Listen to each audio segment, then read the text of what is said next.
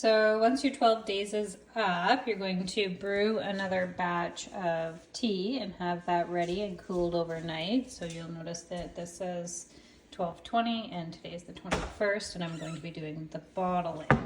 So for the bottling, you're going to need your juice of choice. I use about 1 liter of juice and approximately 6 large, 6 small bottles, but you can play with that to see how many bottles you'll fill up. So you need your bottles, you need a funnel, a measuring cup to pour in your starter and to keep your SCOBY aside, and some tongs, and optional a pitcher to make it easier to bottle.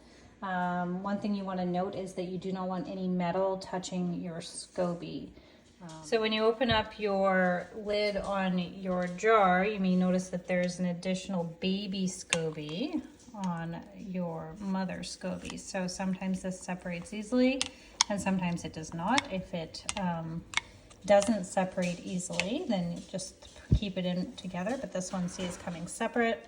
And so I'll put it aside in a separate jar, which we call the hotel. So then they build. Okay, so I've taken out that additional SCOBY. I've put it into my hotel, which is getting quite full. And now I'm going to take my tongs. Oh, and I've poured 2 cups of starter into my measuring cup. So now I'm going to just take out that mother SCOBY, give it a little shake. I'm going to drop it into my starter, and we're just going to keep that aside while we bottle this. So I've taken my juice and I've added a little bit to each bottle. You can kind of eyeball it. I just do a little sploosh. Some are more than others. It really doesn't matter. Though obviously the more juice you add, the longer the kombucha will stretch, but also means the more sugar there is. So I usually just like to do a little bit in the big jars, which is the ones I drink, and about the same amount in the small jars, which is the ones the kids drink. So it's just personal preference. So now I'm going to take the kombucha, which I've poured into my pitcher for easier pouring, into the funnel and fill up all the bottles. So I just finished the first pour here, and you'll see some of them got quite foamy, so they'll just need to be topped up. Okay, so they're all topped up, and I had enough left over for an additional large bottle. So in total I have 7 of the large bottles and 6 of the small ones, just to give you an idea of how much it makes. So now I'm just going to cap all of the bottles and give the outside of them a little wipe down with a dishcloth. So now I have all the bottles washed off, the counter cleaned off, and we are now done with this. Give the outside of your jar a wash. Sometimes I rinse it out, but not every time. Obviously, it's just going to have more tea put back into it.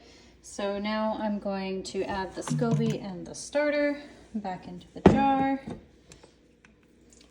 I'll just take that and put it back into the jar.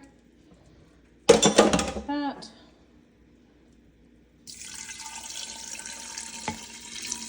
Pour in the starter, and then I'm going to add in the brewed tea that's now cooled into the jar and write a new date on it from 12 days from now.